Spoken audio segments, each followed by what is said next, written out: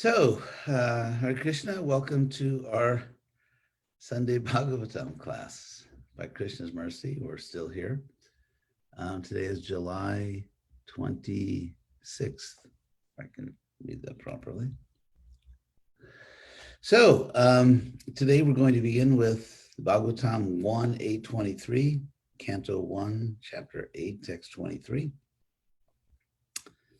So we first thank Prabhupada for this opportunity to read and try to understand the Bhagavatam. Om Namo Bhagavate Vasudevaya. Om Namo Bhagavate Vasudevaya. Om Namo Bhagavate Vasudevaya. Verse 1:23, Yatha Rishikesha Kalena Devaki Kangsena Rudhati Chidam Sucharpita Vimochitaham Cha Sahatmaja Vibho Tayaiva Natena Muhur Vipadganat.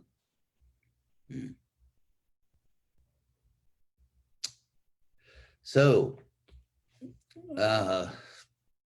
here in the first line, Kunti Devi addresses her Shikesha, the Lord of the senses. All of us would like to control our senses a little better than we do now, and so that we can not be pulled away from pure Krishna consciousness by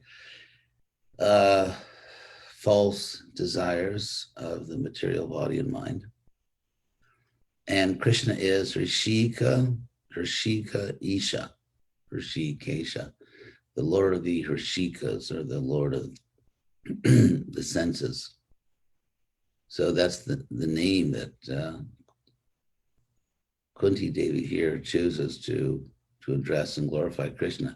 So Yatha Hrishikesha, so O Hrishikesha, Yatha, just as Devaki, Kalena, by the cruel, or Prabhupada says here, by the envious Kamsa, by cruel or envious Kamsa, Kalena Kamsena, Rudha was imprisoned, Atichiram, for too long, for a very long time. She was imprisoned, Sucharpita, and afflicted with grief, Vimochita, and she was liberated, she was freed. Ahang cha, and I too.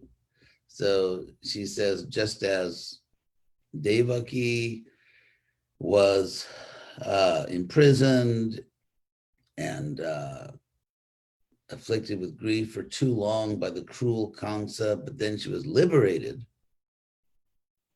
I too, Sahatmaja, Saha, together with Atmaja, my children, my sons, I was also liberated together with my sons, Vibho, O Almighty One.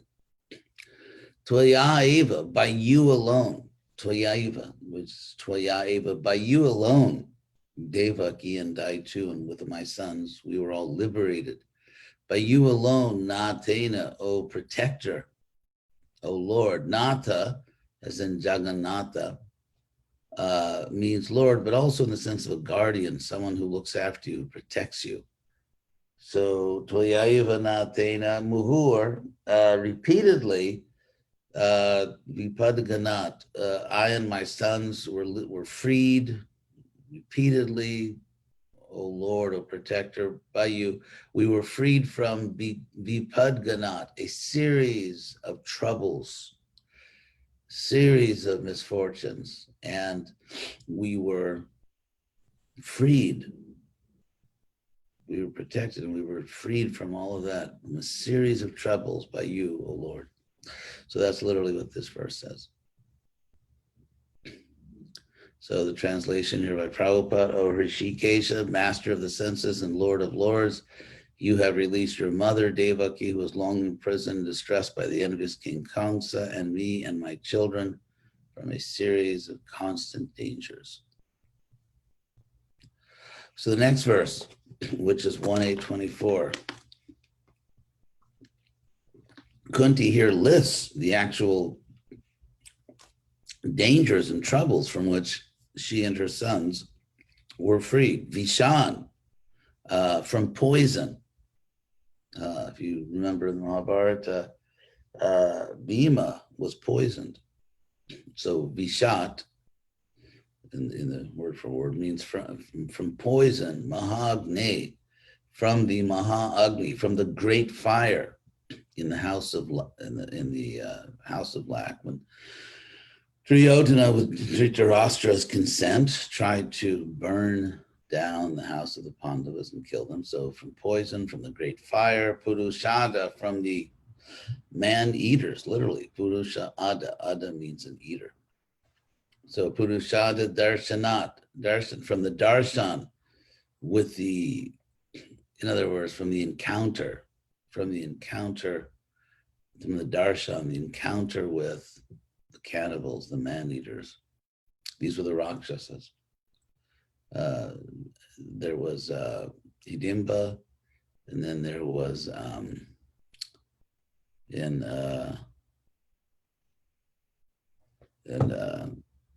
Ekachakra, anyway, I forgot that, but there was another. So there, from time to time, there were these Rakshasas, these cannibals. Asatsavaya, and you protected us from the, literally, like the unholy assembly, or the Sat means like good, the evil assembly. The Sabha, when Draupadi was offended, and when the Pandavas were cheated in the gambling match. So that's called her, she calls it here the Asat Sabha, the unholy, or the wicked assembly. Vanavasa Kritrataha, and from all the troubles of living in the forest. Vanavasa, living in the forest, dwelling in the forest, and Kritrataha, from the troubles of living in the forest. Mridhe, in battle after battle. The way you say that in Sanskrit, Mridha means battle. Is you repeat the word Mridhe, in battle after battle. Aneka Maharatastrataha, from the astras, from the weapons of so many Maharatas. In Sanskrit, Eka means one, and many, one way of saying is Aneka, not one. In other words, a lot, so many. So Aneka Maharata Astrataha, from the weapons of so many Maharatas in the battle of Kurukshetra. Mridhe, in battle, or in battle after battle, including Kurukshetra. Droniastratahas, and from the weapon of Ashwatthama. Droni, the son of Dronacharya. So from the weapon of Droniastratas, cha, and Asma, we were. Asma means we were. Hare, O Hari, Abhirakshitaha, protected. Prabhupada puts it here, completely protected. Abhirakshita, directly protected. Abhirakshitaha. So Vishan Mahagne Purushada Darshanat Asatsavaya Vanavasa Kritrataha Mridhe Neka Maharata Strato Dronyastratas Chasma Hare Abhirakshitaha. I'll read again Prabhupada's translation, which is very interesting. My dear Krishna, your lordship has protected us from a poisoned cake, from a great fire, from cannibals, from the vicious assembly, from sufferings during our exile in the forest, and from the battle where great generals fought. And now you have saved us from the weapon of Ashwatthama. So we'll go to the next verse. Vipadak Santu. So this is a very famous verse. Tak Shaswat Tatra Jagad Guru Bhavato Darshanam Jatsyat Apunar Bhavadarshanam. Very famous verse. So Vipada, misfortune, Prabhupada says calamities. In Sanskrit, there is sampad, which means good fortune, and vipad, which means misfortune. And Bhaktivinoda Thakur has a song where he says, Sampade Vipade, in good fortune and bad fortune, Krishna, you are my Lord. So here, Vipada. Pada literally means going. The verb pad in Sanskrit means to go. From that we get the word pada, foot, pada, and like padaravindra, lotus feet. And actually other verbs for go, which mean to go, can mean foot in the noun. Like for example, char means to go in Sanskrit, and charana means going. So charanara vinda, the lotus feet. So charana, pada, different. So these verbs, which can mean to go, mean the foot which goes. So, but here V means awry or like off, going off, like vipada. So sampada, going well, and vipada, going badly.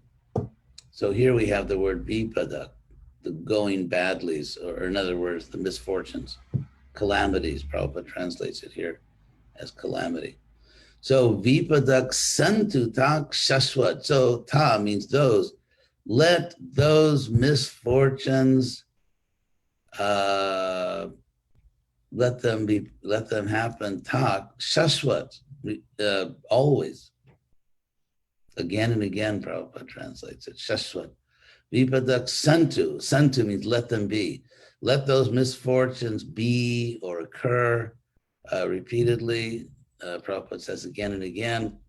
Tatra tatra. Tatra means there. So in Sanskrit, if you say there, like it's like everywhere, like, you know, like wherever we go, tatra, or here and there. It's a way, that's how you'd say in Sanskrit, here and there. Tatra tatra jagat guru, O Lord of the universe. O Guru, actually Guru of the universe. Prabhupada translates it Lord of the universe, but O Guru of the universe, Lord of the universe. Bhavato darshanam jetsyat, because yet means thereby. Jasmat, it's a stance anyway, it stands for that. Syat, there can be bhavato darshanam, your darshana, seeing you. Apunar bhavadarshanam, and your darshanam means never, so seeing you means never again. Apunar, never again. Bhavadarshanam, seeing material life. Never again seeing material life. So to see you means that one will not again see material life. So Kunti's ultimate goal here is not to stay in the material world forever, suffering. We should point that out. She's saying, Vipadak santu taksaswat. She's saying those troubles. She's not begging for new troubles, but she's saying those troubles, you know, let them happen, let them be. And they did come repeatedly, because, so it's interesting, if you look at the Sanskrit grammar very carefully here, you know, what Kunti is actually saying, she's not necessarily praying for new troubles, which is interesting, because I know it's a little frightening for many devotees, because the troubles we already have, or for most of us, are all we really want. But she's not technically saying, let there be new troubles. She's saying, because remember in the previous verse, she listed the troubles they all went through. And then she said, okay, in other words, I'm not saying I wish those things had never happened. In a sense, she's saying, I wish those things had never happened. She's not saying that. She's saying, let it be.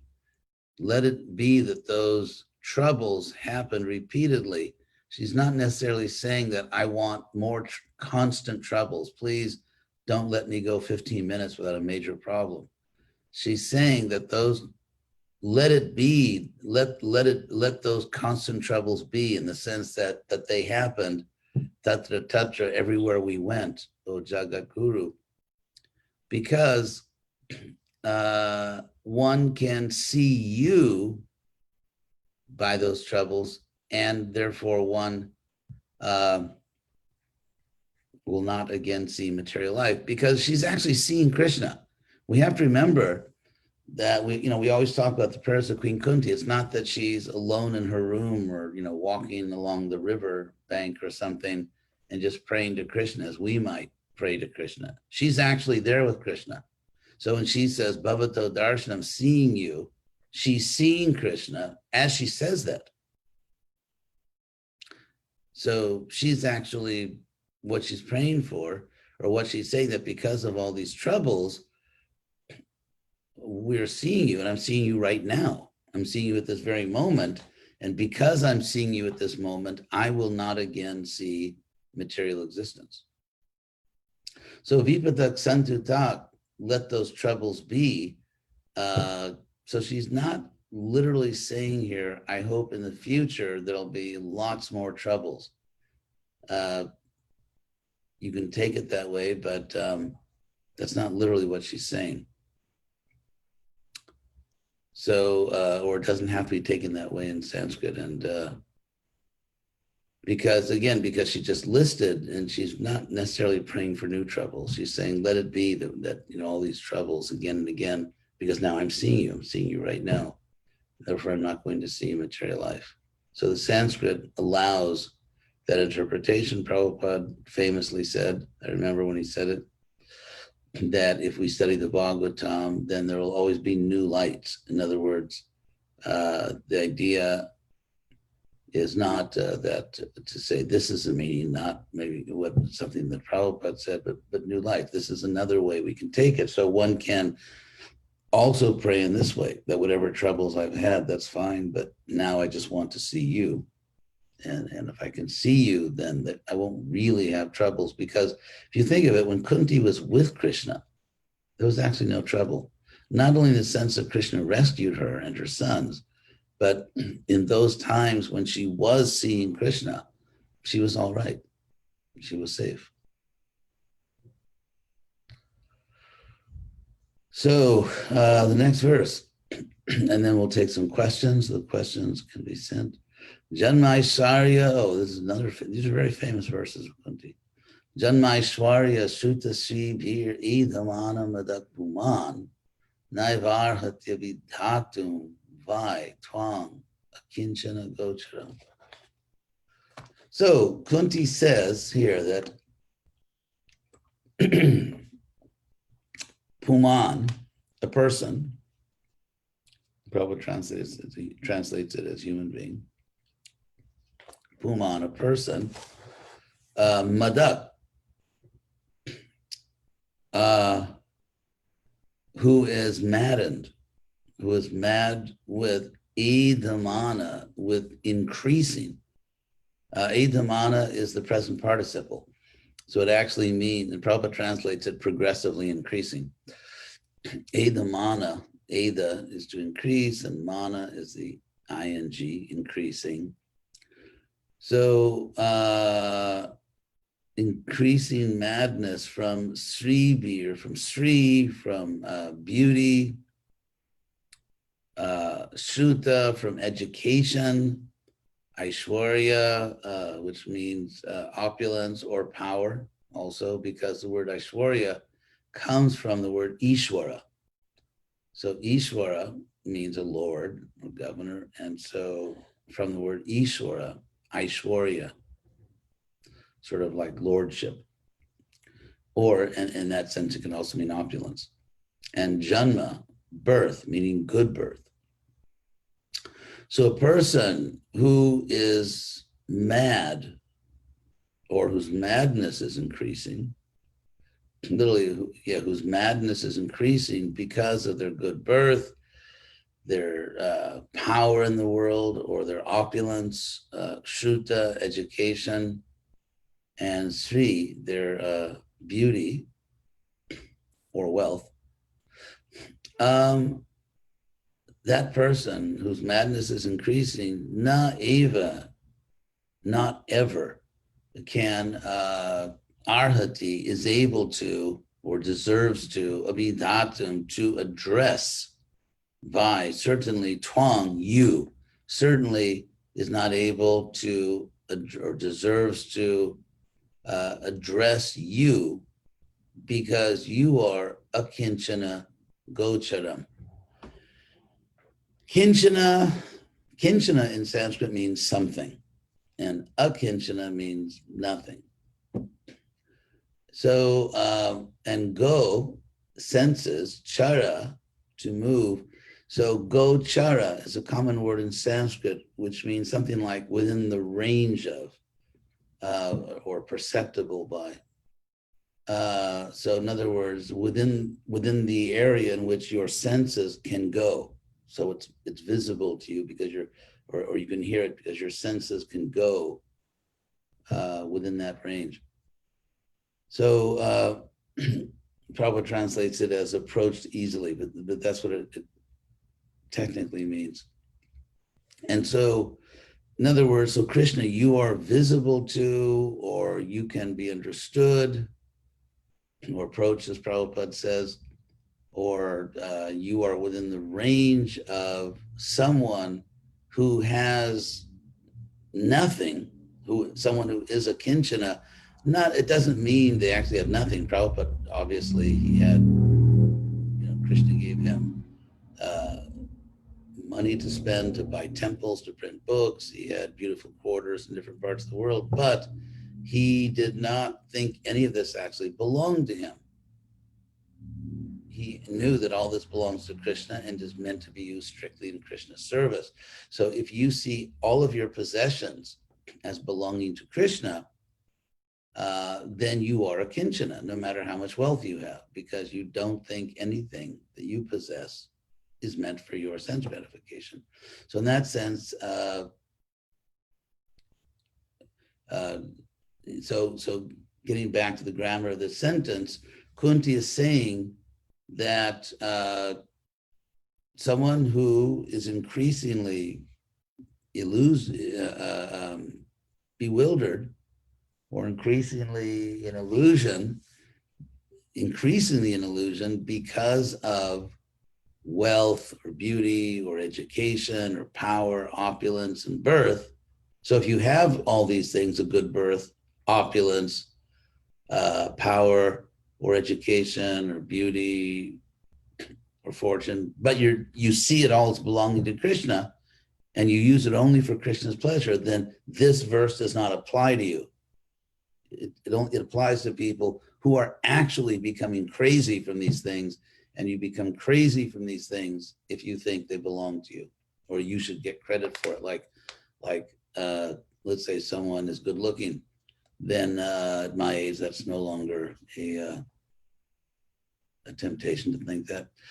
So the age of the body. So, but if someone thinks, for example, I'm good looking, no, Krishna has created an attractive body and he stuck you in it.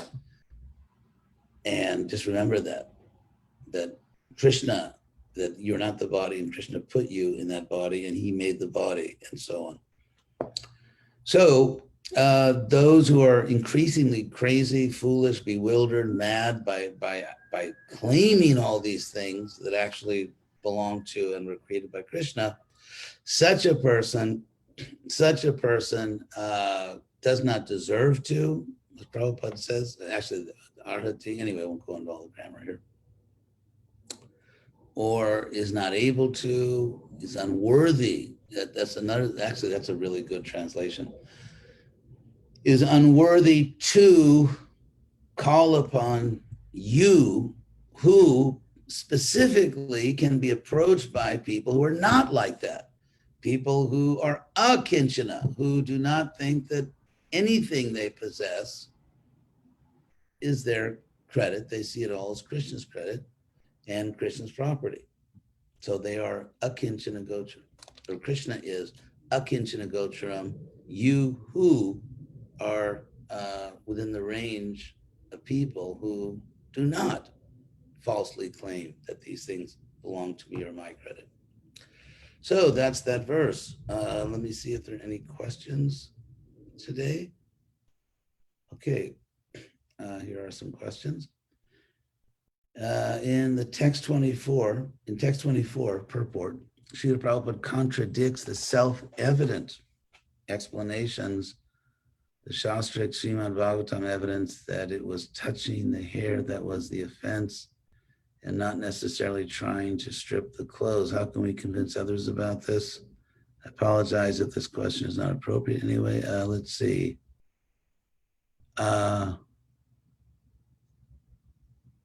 Text 24. Was that text 24?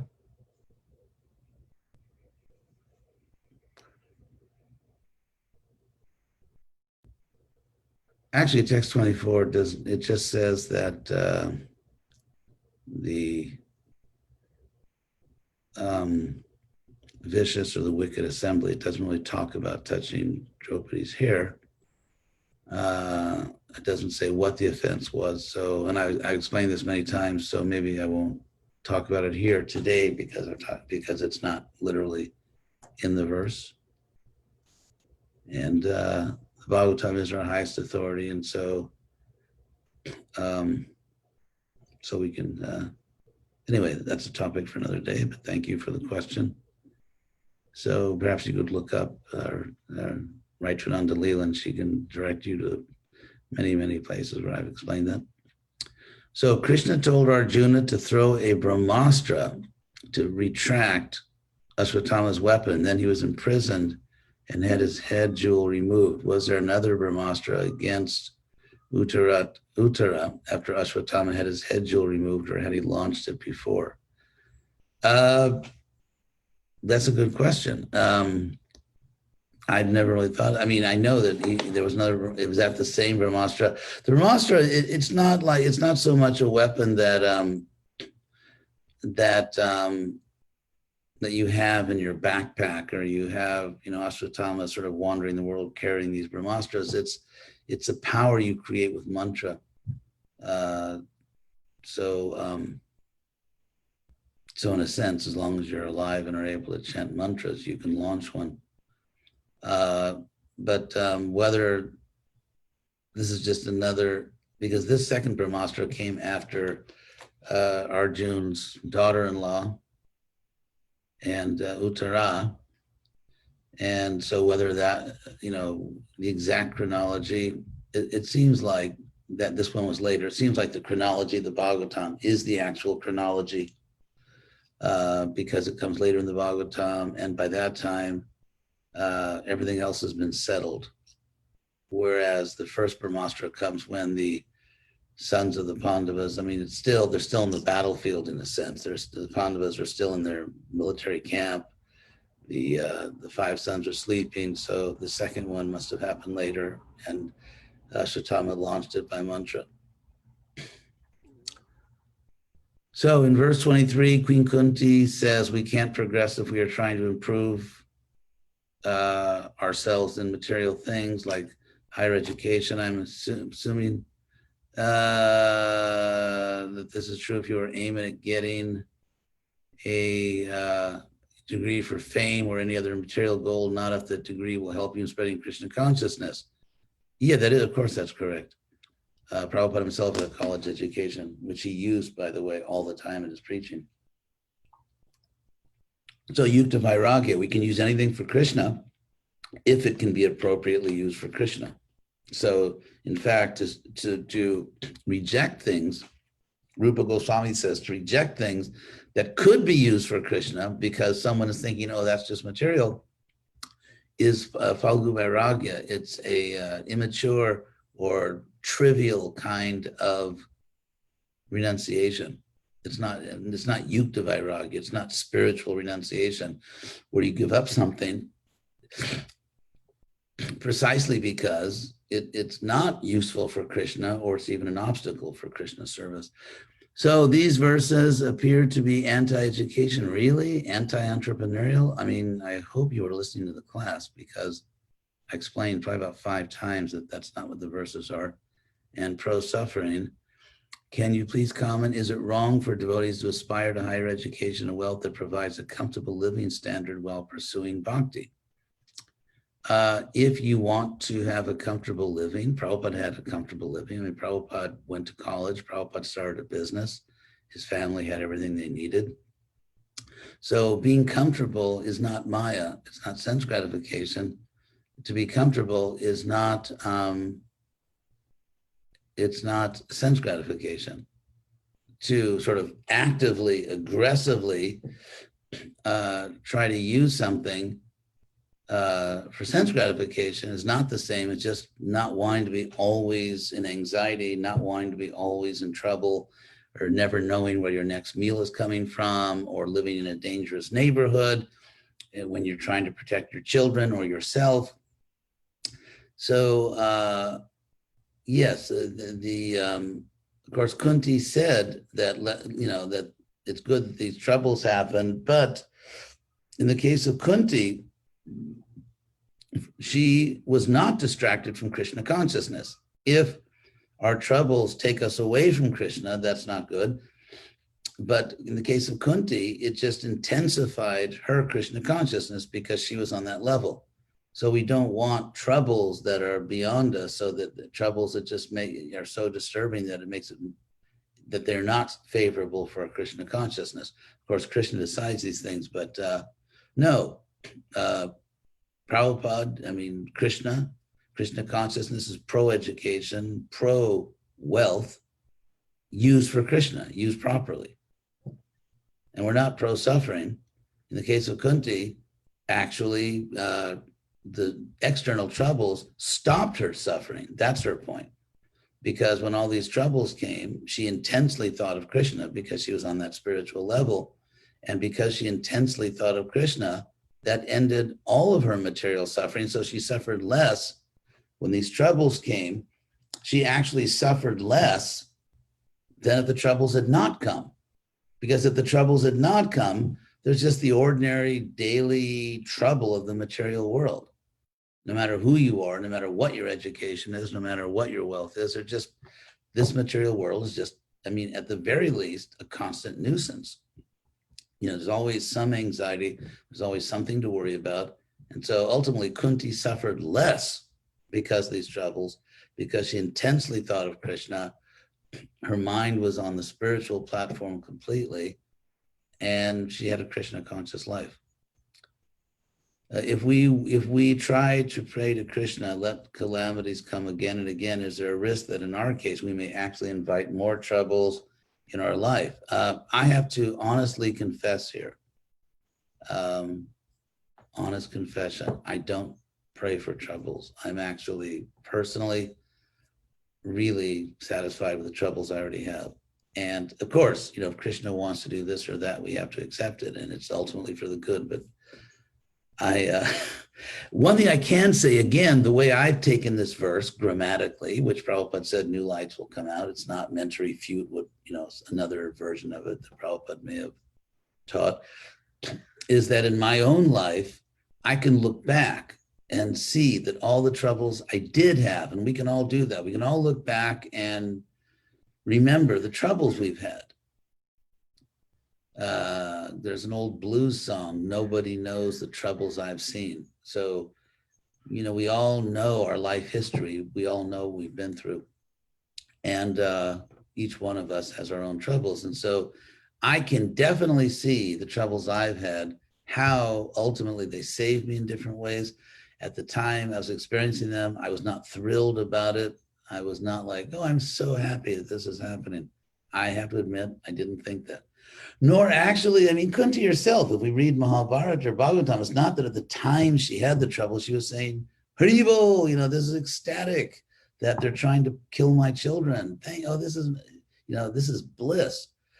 Because I'm thinking of Krishna. At the moment, she was actually not really thrilled about it. But on the material level, but it did make her intensely take shelter of Krishna, and she functioned in this world as an exalted pure devotee. So it's not that we're, you know, thrilled by tragedies in our life or troubles or whatever, but it's rather, remember that Kunti, remember two things about Kunti's prayers. Number one, the troubles are over. The troubles are over. And she's talking about things that happened in the past. And number two, she's seeing Krishna, which she, I mean, obviously not the first time, but in a sense, you could say, because her Krishna consciousness is increasing. If you are a conditioned soul, which is our case, then as we sincerely practice Krishna consciousness, we are able to perceive Krishna, whether in the deity form, in his holy name, in his pictures, or just in our own mind. We're able to feel more and more Krishna's presence and to see Krishna more and more. But devotional service is so wonderful, so marvelous, which is a synonym for wonderful, not to overuse wonderful. Anyway, Krishna consciousness is so powerful that even when you are a pure devotee, like Kunti, your Krishna consciousness still increases. So it's not that, yeah, it's really nice in the spiritual world. It's kind of like sort of the same thing every day. It's not like that.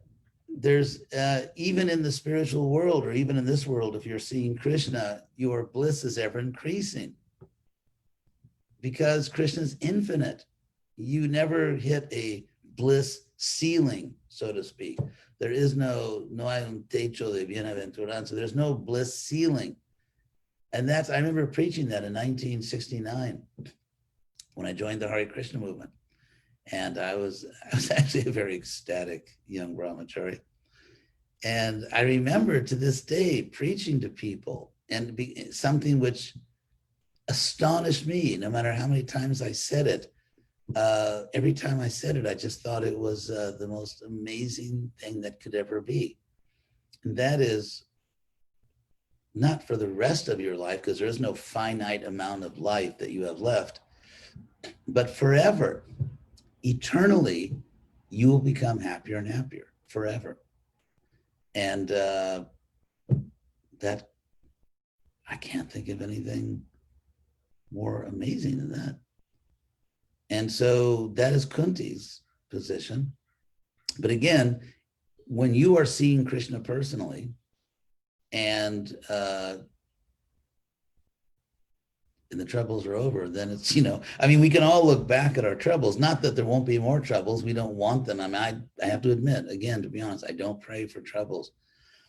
I do pray for empowerment in Krishna service. I pray that Prabhupada and Krishna empower us so that we can spread this movement, that we can help other people, that we can, I pray that, I can become free from anything in my own character, behavior, which I feel is not worthy. So Bhakunti is a pure devotee, and we can't always imitate the pure devotees.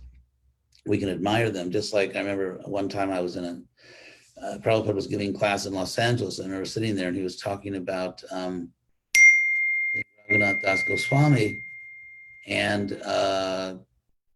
who was just eating like a few old grains of rice. I'm down to around 18 a day grains.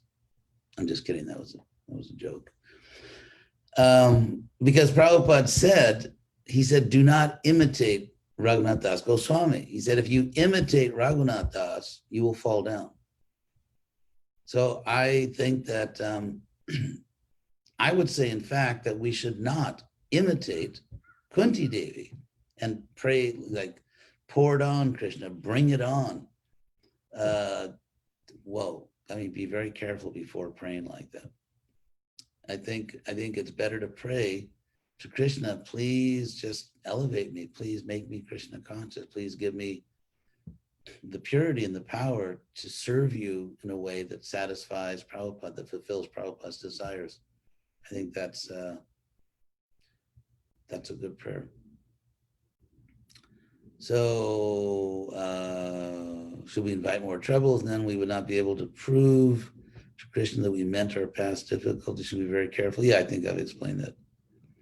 What is the cause of all the troubles we go through? The cause is that it's something which is needed for our well-being. It's like, why do parents take their children to get injections or medical treatment, or go take their children to the dentist, which may be painful, because it's just necessary for their well-being. It's not the parents are thinking, yeah, I'm going to take my kid to the dentist and, I suffered. I want my kid to suffer too. My kid's is not going to have a better life than I did. I mean, obviously, a parent like that really should not have children. So parents, have to sometimes subject their children to experiences that children don't like. They cry, or the child's playing and the mother has to pick up the child. We have to go home now. And there's all kinds of things that parents have to do that children don't like at the moment. But in retrospect, when I look back at my own life as a child and growing up, I had very good parents. And obviously, whatever they did is because they were trying to protect me or give me the best possible life. And so in the case of Krishna, he's a perfect parent. So how should we look at our troubles? That first of all, we should feel bad that that Krishna had to do this because of my own imperfections or whatever. So the cause of our troubles is that we have used our free will in such a way that Krishna has to do this in order to save us. How should we pray when we go through so many calamities? We should pray to Krishna to, let me learn the lesson so I don't have to go through this again. And please save me. I mean, there are calamities that are just too much. And therefore we pray to Krishna to stop them. And there are many examples of that in the, right here in this section of the Bhagavatam. When the Brahmastras were coming, the Pandavas didn't say nectar, mercy.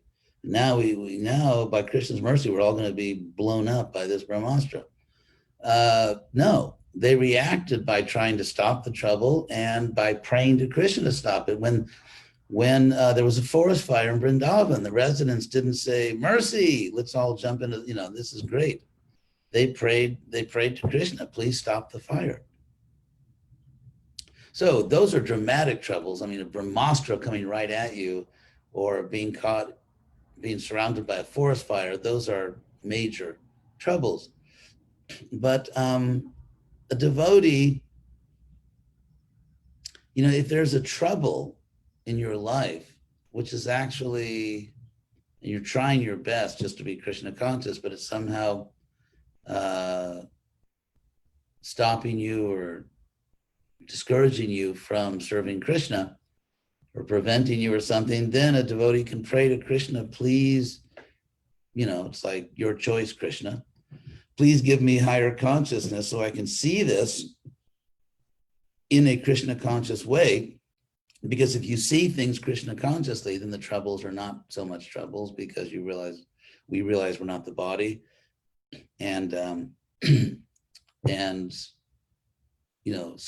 superficially, the trouble may still be there. But if you see it in a very Krishna conscious way, in which you don't identify with your material body or mind, in a sense, you don't suffer in the same way. Or the trouble may just prevent you from serving Krishna in the way you wish you could serve him for his pleasure. And so you may pray for the trouble to be taken away. So the important thing is that our prayers should be Krishna conscious. In other words, we should be praying not for sense gratification, but for real Krishna consciousness, knowing that that is the real happiness. I mean, obviously, it would be absurd for someone who knows our philosophy to pray to Krishna for a material thing because I want to enjoy material things, rather than praying for Krishna consciousness, which would give me real happiness and a clear understanding that real happiness doesn't come from enjoying anything in this world. So we're praying for Krishna consciousness, and Krishna consciousness does eliminate material suffering by itself. And we're also praying for empowerment. For example, let's say that I'm suffering because I don't know how to make friendship with other people, or that's one example. And then,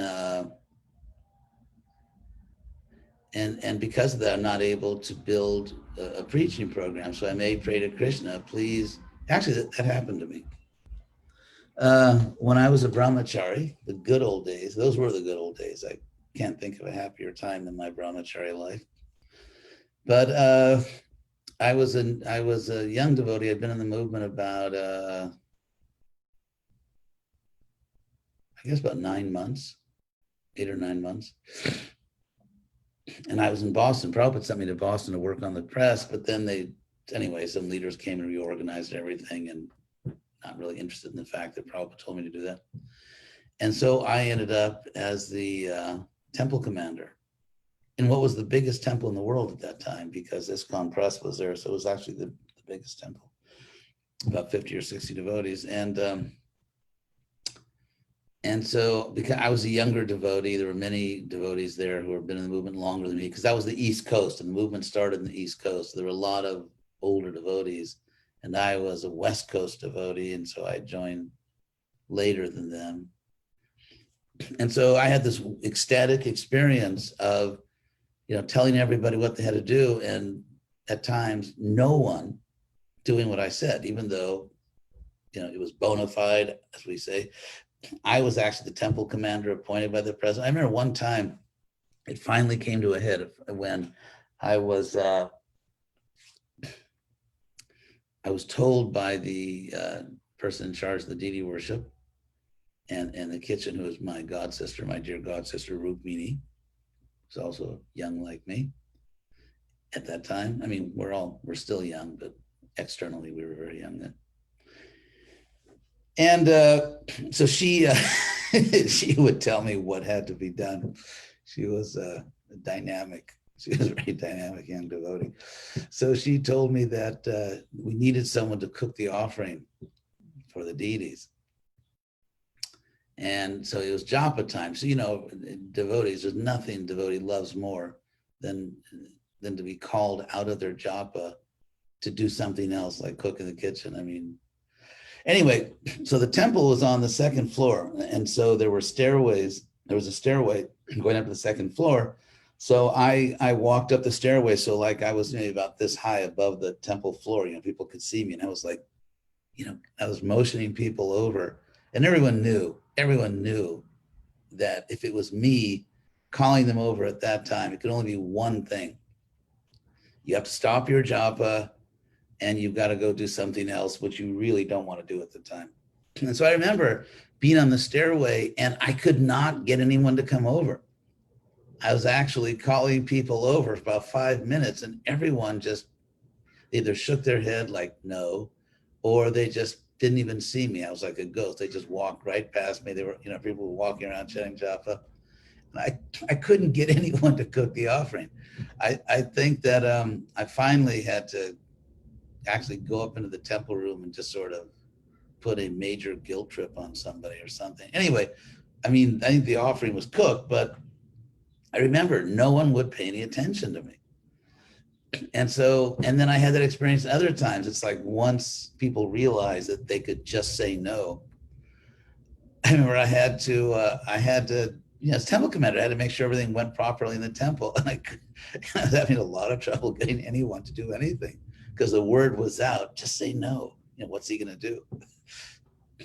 And so, I wasn't physically intimidating. And so people were just saying no, just say no to temple commanders. So I remember I prayed to Krishna. I remember I went up to I think probably to see the deities, and I really seriously prayed to Krishna that please, because I think I might have talked to Satsarupa, who was the temple president, and he probably said something like, well, you got to, be nice to the devotees, you got to persuade them and everything. Because when you're young, you just think, I have the authority to tell you to do something, so you have to do it.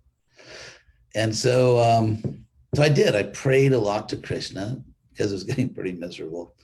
And right after that prayer, everyone started doing what I asked them. I swear to God, true story. Right after that prayer, literally, I think within hours, suddenly I was everybody's favorite temple commander. And people actually started doing what I asked them to do. So anyway, there's all kinds of troubles in this world, and The main thing of the prayers, though, is they should be Krishna conscious, and we should really be thinking as servants of Krishna. So how should we pray when we go through so many calamities? Oh, that's a similar question. I think we should pray for Krishna consciousness, because Krishna consciousness is the solution to everything. And in some cases, like in Vrindavan, when there was a forest fire, the residents of Vrindavan just prayed, Krishna, please put out the fire. Krishna was kind of like the last resort fire department, in Vrindavan. So they actually prayed to Krishna, please put out the fire. When there were demons, they prayed to Krishna, save us. So I've made this distinction to have, let's say, or to render impure devotional service where you're serving Krishna, but at the same time you have personal desires.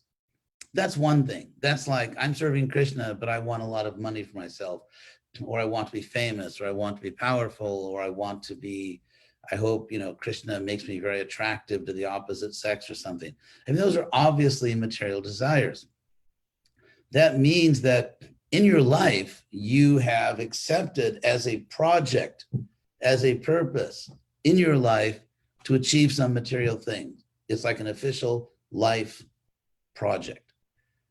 And you're serving Krishna with that desire. You allow that, you allow that desire to remain in your mind. You kind of like justify it somehow. You don't see the problem, or you even pray to Krishna to help you. That's one thing. That's karma misra bhakti. People go to a temple or church or synagogue or a mandir and they pray for things. This is different. Some things in life are just so horrendous. They're just so bad that you just can't do anything but cry out to Krishna. So crying out to Krishna, as the gopis did, as all the residents of Vrindavan did, the most advanced devotees in the universe would cry out to Krishna for help from material problems. And it's not that they had some material goal or project in their life. It's just something happened which was so bad, it was too much for them. And they just cried out to Krishna, save us, save us. In fact, Prabhupada, we see it in the behavior of the greatest devotees. We see it in this part of the Bhagavatam where the Pandavas and then Uttara, this great and beautiful young Vaishnavi, Uttara, where she was saying to Krishna, Pahi, Pahi, protect me, protect me. It's not that, Krishna came and said, sorry, that's a material request. Why don't you learn to render pure devotional service? I mean, that's not what Krishna did. What Krishna did is he came and he did protect her. Where the Pandavas were crying, Arjuna, as the Brahmastra was coming, as I said, more like this fiery cloud, almost like a nuclear cloud that's coming, and if the nuclear cloud hits you, then, you die. But you can see it coming miles away. And so I think we should think of the Brahmastra more in that way, like this nuclear cloud coming toward them. And so there are so many cases where pure devotees cried out to Krishna, save me from this trouble. So that is not impure. That does not mean that you're not serving Krishna purely. It means that some things are just so bad that you just cry out to Krishna to save you, or to help you, or to give you higher consciousness, or do something. Because the combination of this trouble and my present state of consciousness is a really bad combination. And so therefore, you pray to Krishna to do something. Sometimes, for example, a devotee, as we know, devotees get a terminal illness.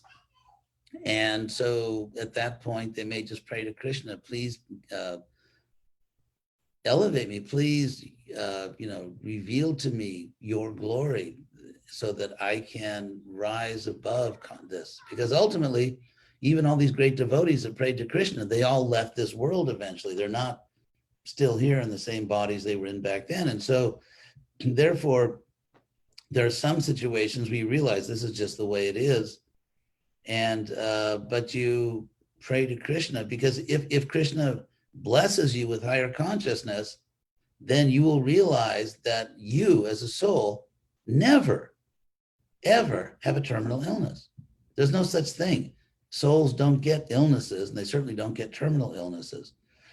And so there are some situations where Krishna will lift us to higher, there are many stories like this, even in ISKCON, where Krishna will lift a devotee into higher consciousness, and a devotee will just rise above the bodily condition, realize that I'm not sick, I'm not in danger, I'm not dying, this is not happening to me, and the devotee will very blissfully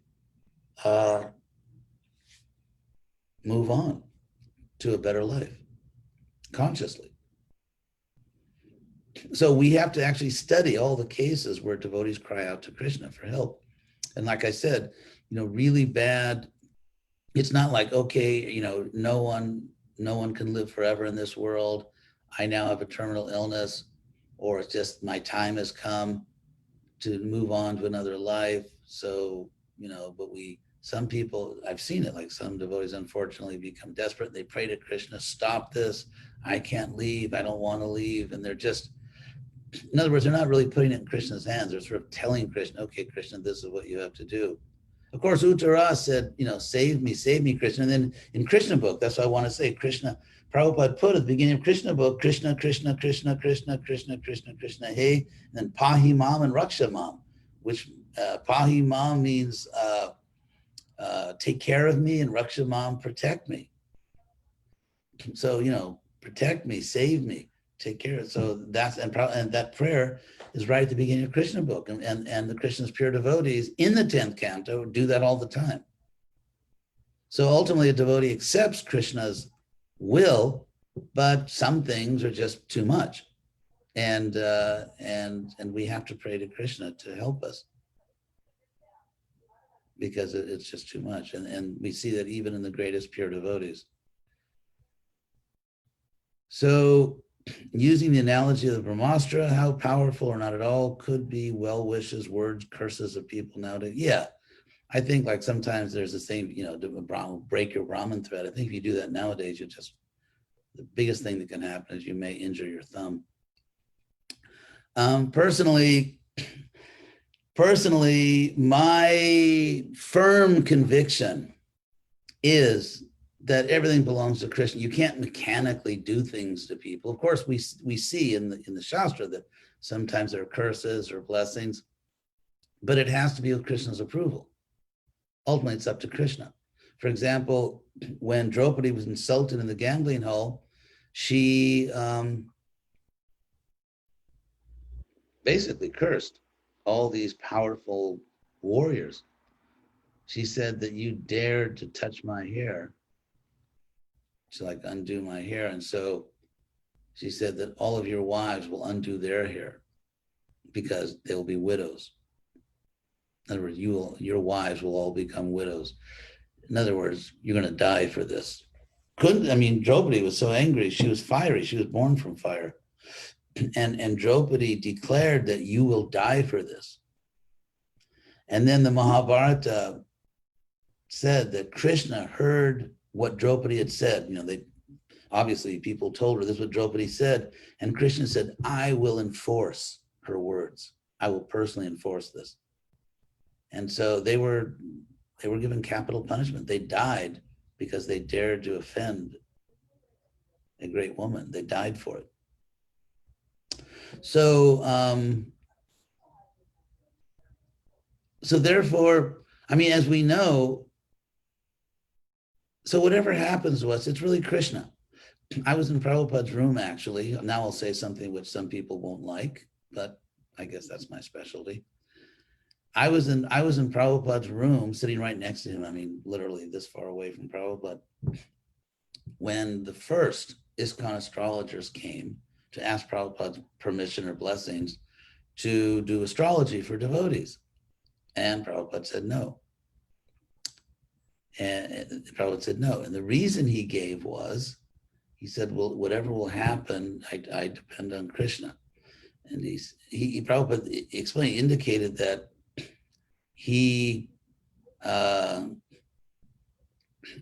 didn't want devotees depending on, wearing stones and doing this and doing that. Because it actually diminishes our sense of depending on Krishna. Of course, one can say Krishna sends these things. Krishna sends stones and mantras and this and that. And you can think that if you like. In Prabhupada's life, occasionally when he was sick, someone would bring an astrologer. He'd say, okay, what does the astrologer say? But I can't think of any time in Prabhupada's life when he ever made a major decision based on what an astrologer said.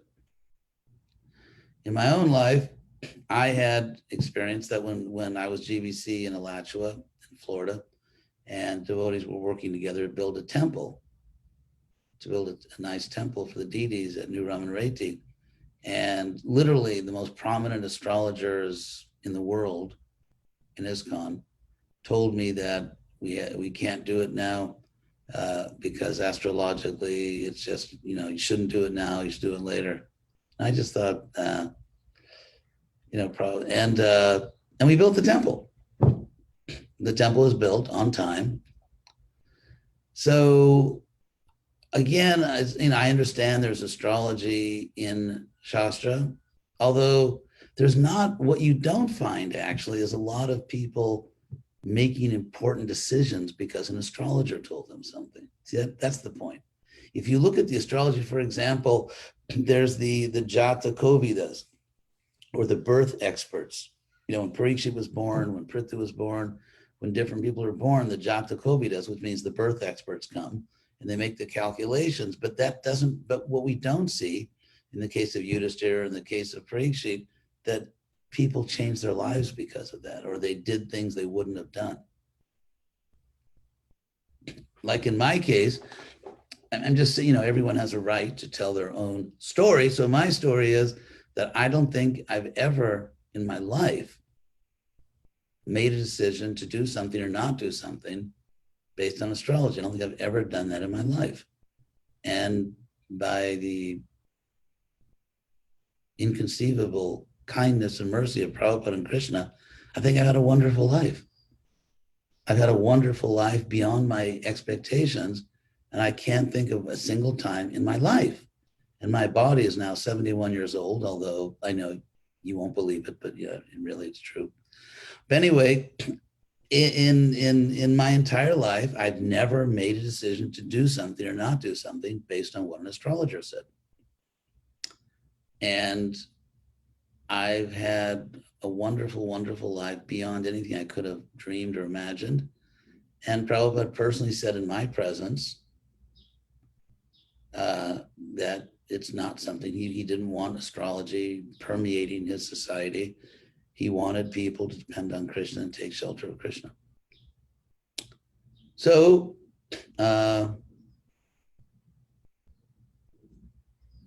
using the analogy of Brahmastra, how powerful or not at all could be well wishes, words, curses of people nowadays.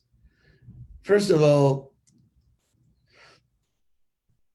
of course, we all want the blessings of Vaishnavas, but I think we should live our life in such a way that it pleases the Vaishnavas and their well wishes coincide with the fact that you've done the right thing. When a Vaishnava, in a sense, I don't think I have the power, like I have some power. I can just say, okay, this is now going to happen in your life, or this is not going to happen. I'm just a tiny servant of Krishna. What I think I can do as a bona fide guru, anyway, I won't make jokes about that. But anyway, I think what I can do is convey Krishna's feelings. In other words, if I'm a sincere devotee and I take very seriously Prabhupada's instructions and Prabhupada's way of doing things, then I believe I can serve as a barometer, so to speak. I think that if someone behaves in a certain way, and it's not just that it annoyed me or, I'm not having a great day and that really annoyed me. I don't mean that. Actually, I usually have good days, but what I mean is if someone does something and I feel in my heart that was really a great thing to do, or, oh my God, I can't believe that person did that. I think that if I am Krishna conscious, or to the extent that I am Krishna conscious, that reflects Krishna's feelings because I'm a servant of Krishna.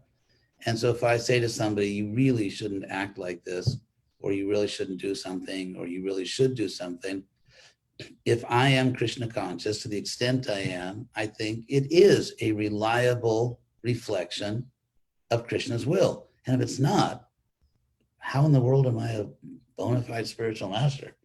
If I just have all kinds of crazy ideas, well, Krishna didn't want that, but I don't know, I wanted it. I mean, then obviously I wouldn't be a very good guru. So I think I'm doing a reasonable job. We can always do better, but I think I have a basic competence. And so what that means is that, so the well wishes or the goodwill of a devotee is powerful because it confirms Krishna's goodwill. And remember this very important verse in the Bhagavad Gita that Prabhupada, personally taught me in a very powerful way on a morning walk in Los Angeles, where, of course, he taught me also in his books, but where Krishna says, Nimitta matram bhava savya sachan, that just be my instrument. Prabhupada said, Lord Chaitanya has already spread his movement, but you take the credit. Krishna will give you the credit. You be the instrument. And that's exactly what Krishna told Arjuna. So I believe that the goodwill of a devotee, that the devotee is acting as an instrument of Krishna, that actually Krishna is all powerful. And Krishna says in the Gita, Aham sarvasya prabhava, everything comes from me. Matak sarvam pravartid, right? Or actually, I'm the source of everything. Aham sarvasya prabhava, I'm the source of everything. Matak, from me, sarvam pravartid, everything flows. And so I believe that all good fortune comes from Krishna, and that a bona fide devotee is an instrument of Krishna. And Krishna says, nimitta matram, only an instrument. And so Krishna, to glorify his devotee, he sends those blessings through a devotee. A devotee probably said transparent via media. So the blessings transparently come through the guru to the devotee, to a person, to anyone. So I see, if this is my personal testimony here, it is Sunday morning, it's time to make religious testimonies. And so my testimony is that all good fortune comes from Krishna. And the more advanced a guru or Vaishnav is in Krishna consciousness, the more those blessings will come through that person, because blessings are powerful. And the more one is transparent and pure in one's relationship with Krishna, the more power can come through.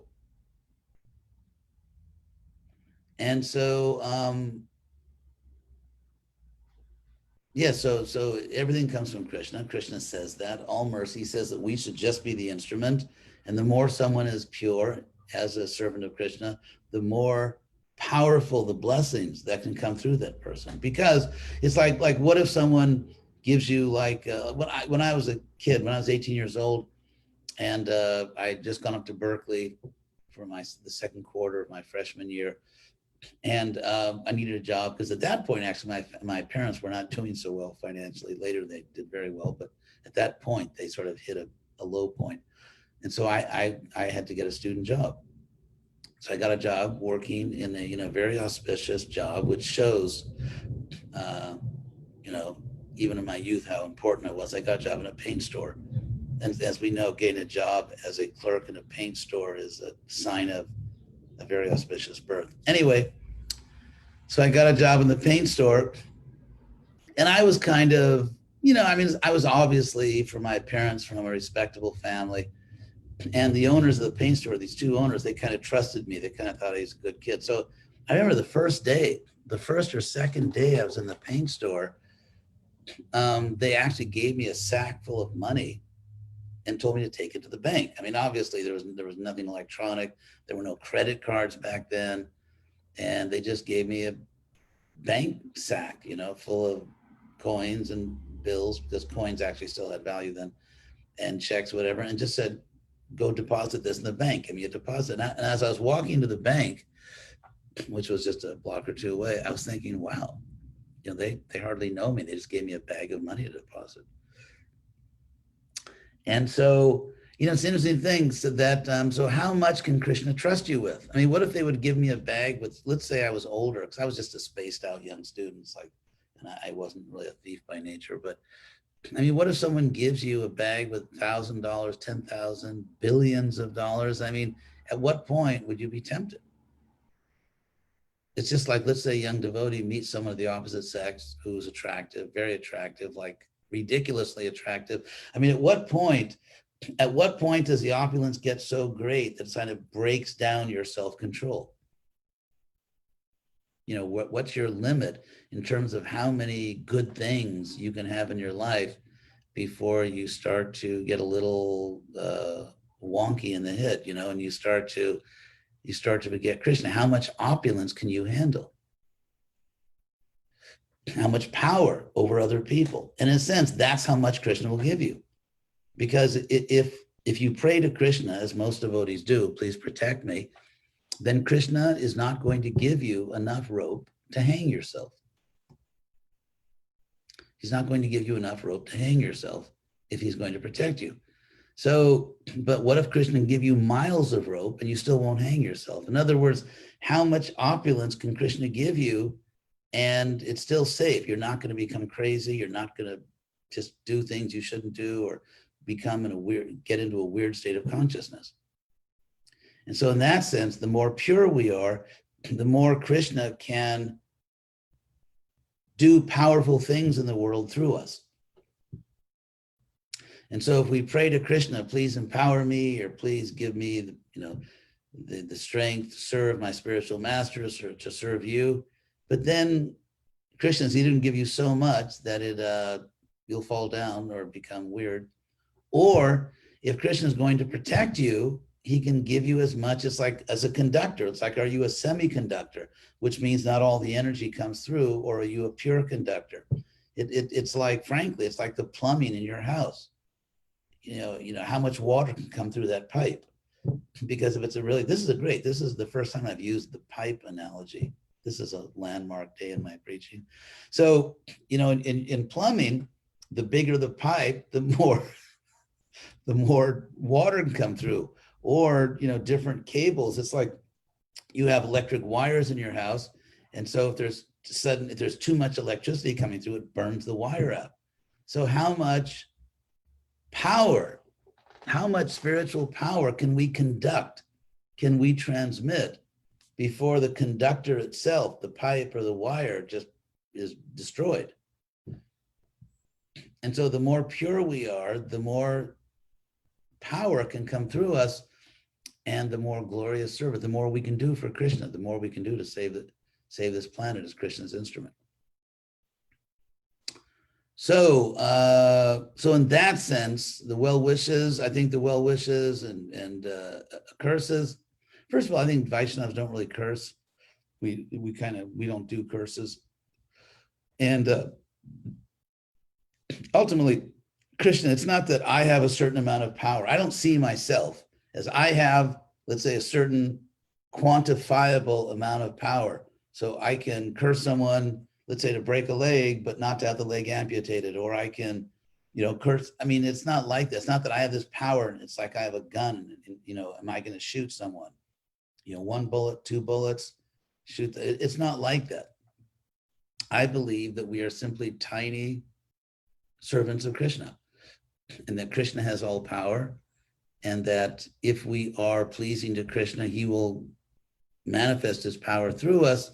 And so Krishna there's that famous story that Prabhupada, where in 1972, just after I took sannyas, I was with a few brahmacharis, including Pure Krishna brahmachari, and we were preaching in southern Texas. We were in the town of Victoria in southern Texas, in this plaza in the center of the town, and we were on a rug. I had a harmonium, we were doing Harinam, and this Texan came. This guy was huge. He was like this huge guy, with a big cowboy hat, and with actually a Chicano friend who was also very large. And they just started mocking the kirtan, really harassing us, and just trying to stop the Harinam. And so I remember, I don't know why I said this. It wasn't premeditated. I didn't think about it. It just came out of me that if you don't stop this, Krishna's going to kill you. And I've never really said that to anyone before or since. And again, I didn't think about it. It's not like, okay, it just came out. And they didn't stop. And then, 15 or 20 minutes later, the big guy, the Texan, actually died. And suddenly I was, we were just chanting the plaza. Suddenly there were ambulances, sirens, and people running all over the place. And the guy had actually stumbled, fell on his head and died. And again, I didn't curse him. It just somehow Krishna it just came out of nowhere. Krishna made me say that. And they told Prabhupada that story. Devotees told Prabhupada that story. And as it was reported back to me, Prabhupada said that about me, he has great faith in Krishna. And so again, when I think back to that story where I told someone Krishna's going to kill you, and Krishna did kill him like 15 or 20 minutes later, that again, I didn't curse that person. Somehow Krishna just made me say the words, and as I was saying them, I was almost surprised that I'd said it. Krishna made me say it. So yeah, so that's my position, that all power is with Krishna. We are instruments. But if a devotee is in touch with Krishna and Krishna makes a person say something, a devotee, then it can come true because it's Krishna speaking through that person. Okay, thank you all very much. The class a little longer today. I'm going to give you this longer class at the same price. So don't thank me. I'm happy to do it. Anyway, so thank you all very much. And I hope that you'll all be back. Bring your friends, family, strangers off the street. Bring everyone to our class next Sunday. So Hare Krishna, and have a great life in Krishna consciousness.